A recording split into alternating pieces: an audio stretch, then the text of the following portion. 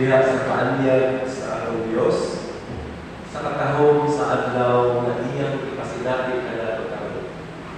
Sa atong panagiusap aron simbahon siya, daghang salamat sa kinabuhi nga iyang ihatag kanato ug kakausap kinabalik ngadto kaniya. Maayong buntag ug welcome sa atong ikaduhang Domingo sa Pagsaulo sa Stewardship Month.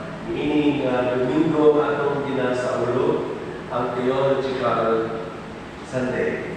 Akong ginaabi-abi ang matag-usa, welcome, o ang akong pag-angko na ang Diyos magapanalangin kaninyong tanan.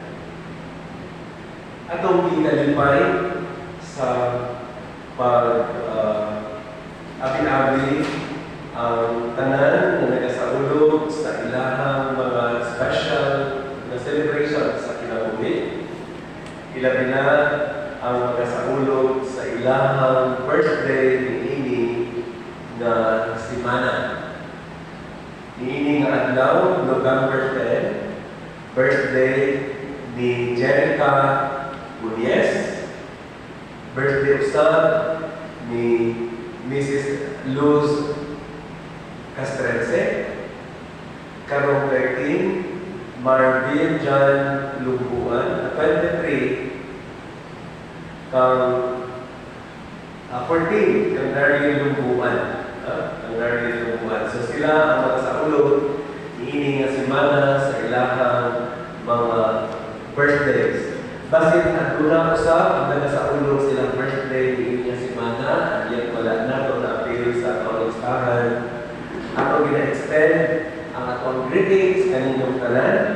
Happy birthday o kung naakamo dinhi, kinahanglan kamo sa pagtindog aron atong maulitan sa iniusang pagkain. Happy birthday to you. Happy birthday to you.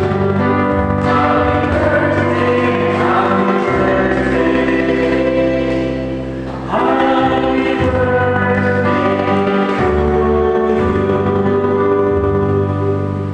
Happy birthday kung ang Diyos magapanalangin kaninyong tanan.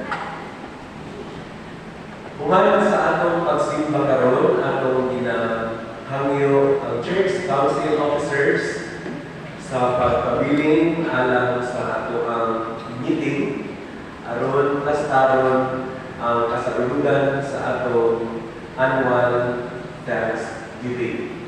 Ato sa pinapasalamatan ang pagpugihon nato ang mga kaigsunan na nagaandam sa atong simbahan, pag-provide sa mga bulag, paghindlok sa atong palibot aron nga mamahimo kini nga andam sa atong pagdayeg ngadto sa Dios. Ato usab ginapasalamatan ang Lumbuan family sa ilahang pag-donate sa atong statement of faith na naan na karon nga pagutang sa kilig. Kini usa sa atong mga kapadayagan sa atong pagka-Kristohano diin nahipati ang atong saysay sa pagtuo. So, as members of the United Church, kada ang ato ang giyang isip iyang mga katawhan. So, daghan kayo kaayo salamat. Nagpatawag usab ang Bible study kahapon sa Cluster 1. So, salamat sa Diyos sa magpugihon na mga katawhan na bisan pa taliwala sa ulan, pilit yun makahugong kanila upang and to learn the words of our God. This coming Saturday, ang atong Bible study sa Cluster 2. Pagabuhaton kini sa Palimanay sa mga Lorenzo dito sa Lagaw. Dito sa Lagaw.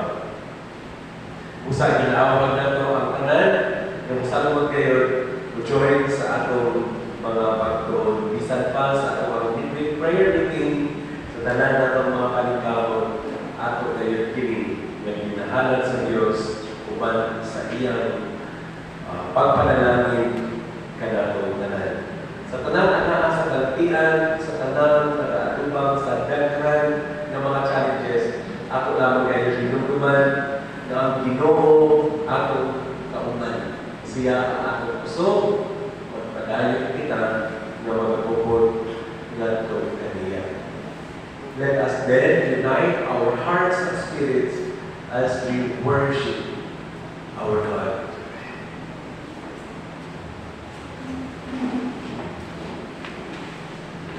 Let us start this service well by reminding ourselves that it is not we who choose Christ, but Christ who chooses us. That we are not here because of our goodness, but because of Christ's grace. That we are not here to enlighten ourselves, but to allow Christ to enlighten us. That we have not come to be entertained, but to worship God with all our heart, soul, mind, and strength.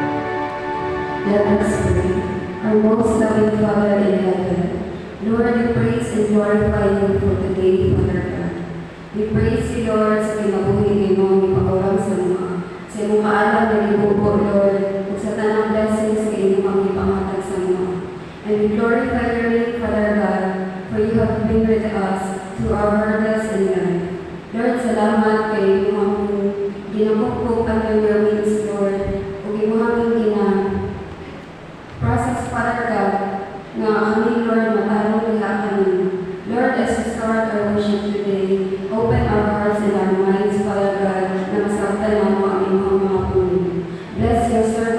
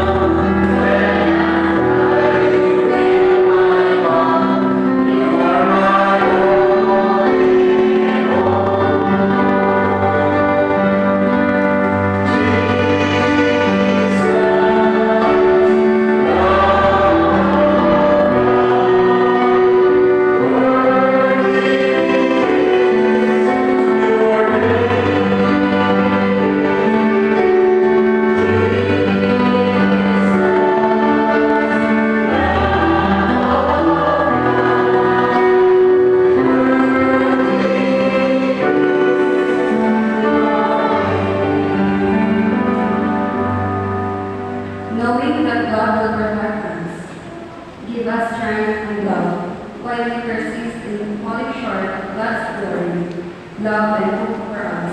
Let us now join together to offer God those times we need. We need Christ's help to lead the people and the church we are called to be. Let us confess our sins in silence.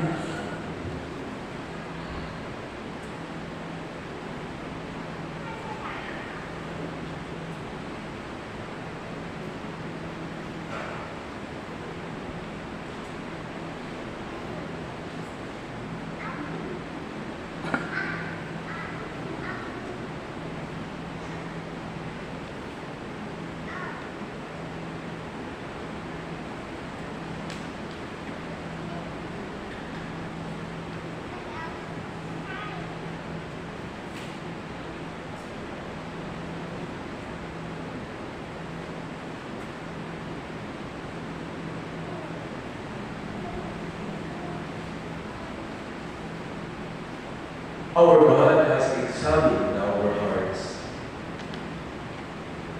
He has seen the sincerity of our confessions. And with the promises He declared and as recorded in the Holy Scripture, that His faithfulness and mercy are new every morning. As we continue to declare His faithfulness, brothers and sisters in the Lord, let us receive the forgiveness through Jesus Christ our Lord. Amen.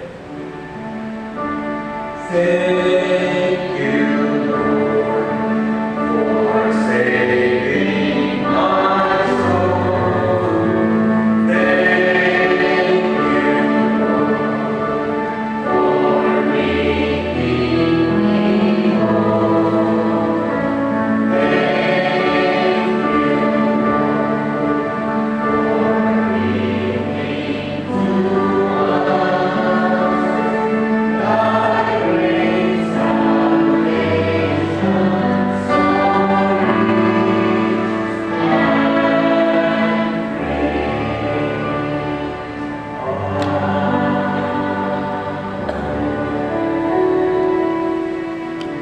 Naninong ang tanan, ang atong pamaman ng makag-usap, pinaagi sa atong pagkumustahanay, sa mga awiton, pahiyo ka. Pahiyo ka, ayaw na namin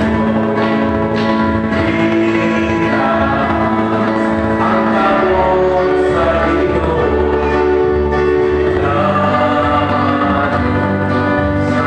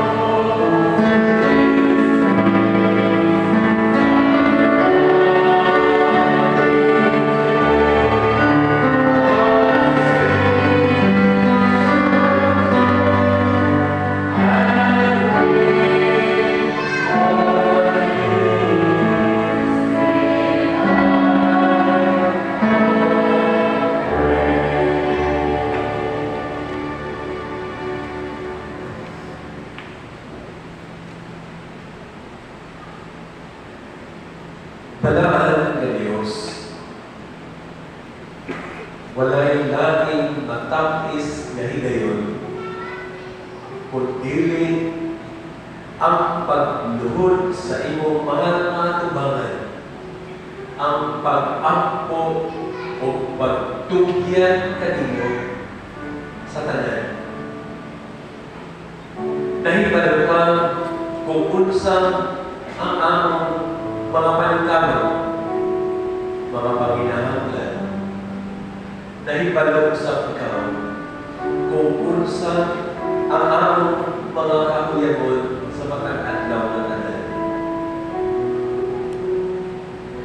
Apan diha sa among mga paginahanglan, nagakawag ikaw. Ihugmo kanako ang tanan nimong kamalaka, kay ang Diyos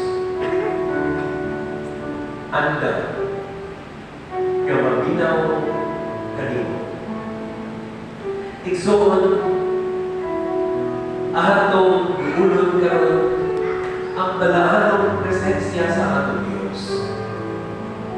Ubihag kaniya ang tanang mga paghangyo nga atong inatibigan sa mga kasing-kasing, ang tanang mga kabalakang nasukat pa sa una atong inapuntan, atong silang itugyan ngadto sa Diyos. Amahan, ang atong mga maningkamot magkakadlaw, hilabihan kayo. Apan na mahimong kawang ang matang paningkamot, kung dili ikaw, mao'y Diyos na among ginasaligan o ginahalaran sa tanan. Mamahimong walay hinutan ang among mga paghilak kung dili kami o ilang sa imong pagkamaminatulod. Meaning, karon natakna, susiha ang matang kasing-kasing, ang matang anak nimo na nagdumol diha sa pag-ampo karon. Dungga o Diyos ang ilang mga paghangyo. May mga paghangyo alang sa kaayuman sa mga malakihan. Jesus na matagal Nazareth, ikaw ang nagtugan ng mga nanambal. Nagahangyo kami kanimo. Ikaw kami, kung ihatag ang kaayuman nga amon ikinahanglan. Sa tanang ng mga balatian na itagboy kanamo, O Diyos, ayuha kami. O Diyos, ihatag ang kahamsay, ang kahupay sa tanan namon, mga dibati na dili maayo sa amon mga pagluwas. Nakita ko sa timo ang nagalain-lain ng mga paningkamot sa imong mga anak. Sa mga adlaw, nagapangitang kami sa tanang mga oportunidad na maabli alam ka na aron at dunay usan-usan ka-opportunity ng mga alagad sa imong mga katawhan.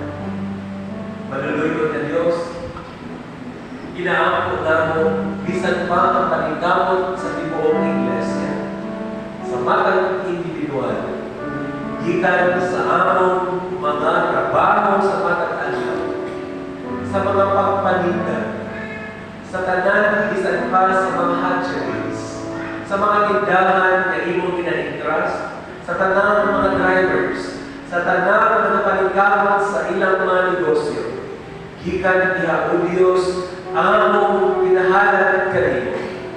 Ang paningkamot bisan pa sa Putres, bisan pa sa Tato Escritos, sa Fort Wills, sa Polaris, sa Lorenzo Construction, sa tanang mga paningkamot na o Diyos, nakita nimo kung unsa ang among mga kasing-kasing mong tubo.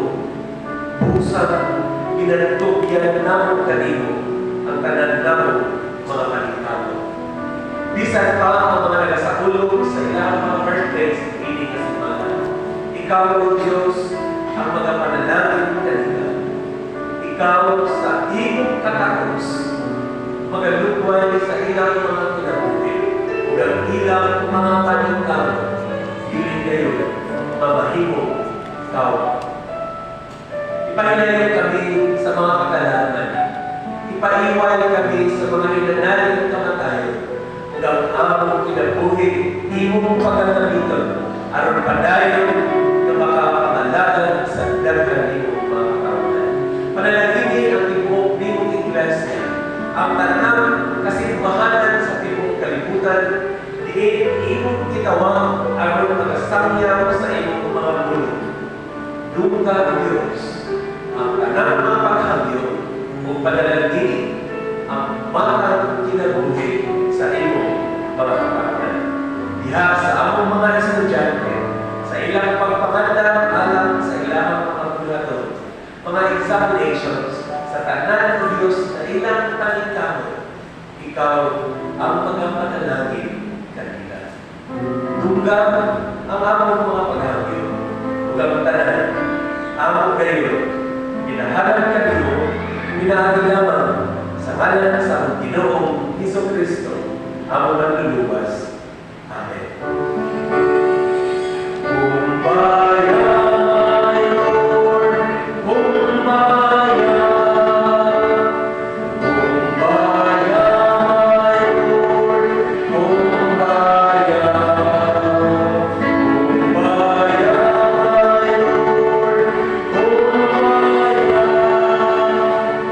O Lord, kumbaya. Maninyo ang tanan, isip pagkagod sa magbasa sa Balang Kasulatan. Kinudlok kini sa sulat ni Apostol San Pablo alang sa mga taga-Efeso, Kapitulo 4, versikulo 1 hangtod sa 16. Apan magabasa lang ako gikan sa versikulo 1 hangtod sa 8. Isip pinilanggo tungod sa akong pag-alagad sa Ginoo.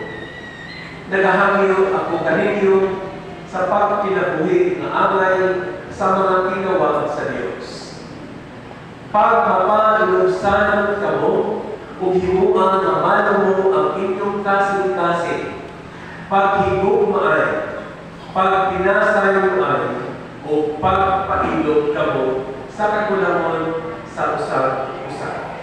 Paningkamutin ninyo na magpadayon ang inyong panag-uusap na gikan sa Espiritu Santo pinaagi sa inyong maayo nga panag-uman.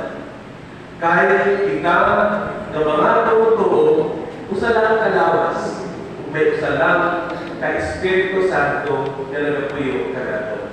Usa ang atong paglaom, kay managsama nga ng ikang tanan na nagamulat sa iyang bisaan sa dihang gitawag niya kita.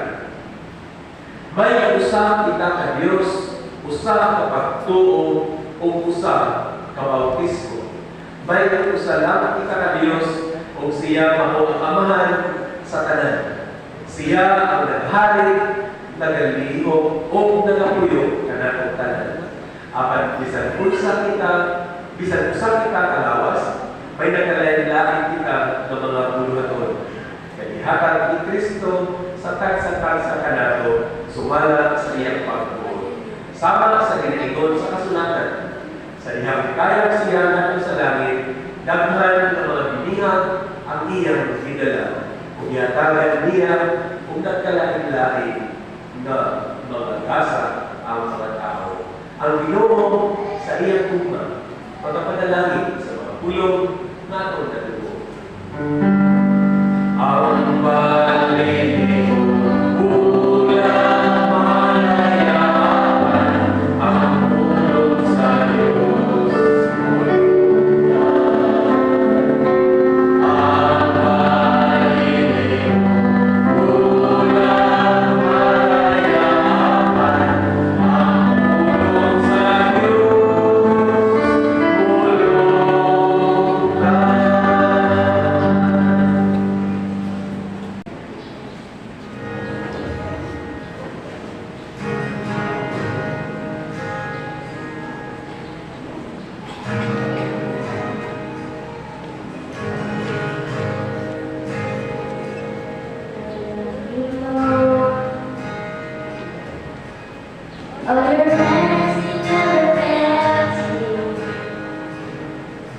naman.